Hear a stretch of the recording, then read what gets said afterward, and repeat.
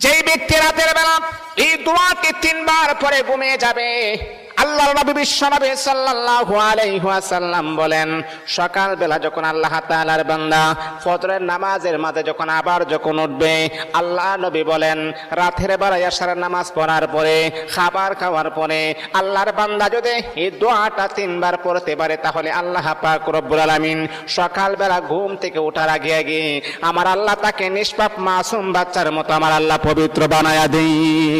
দোয়াটা সবাই আমরা জানি, আমরা সবাই কিন্তু দোয়াটা জানি, কিন্তু আমরা আমল করি না। দোয়াটা হলো আস্তাগফিরুল্লাহাল্লাযী লা ইলাহা ইল্লা হুয়াল হাইয়ুল কাইয়্যুম ওয়া আতুবু ইলাইহি লা হাওলা ওয়ালা কুওয়াতা ইল্লা বিল্লাহিল আলিয়্যিল আযীম। 3 বার যদি আপনি পড়তে পারি, ইনশাআল্লাহ আল্লাহ পাক রব্বুল আলামিন আমার আপনার জীবনের সমস্ত গুনাহগুলোকে আমার আল্লাহ ক্ষমা করে দিবে।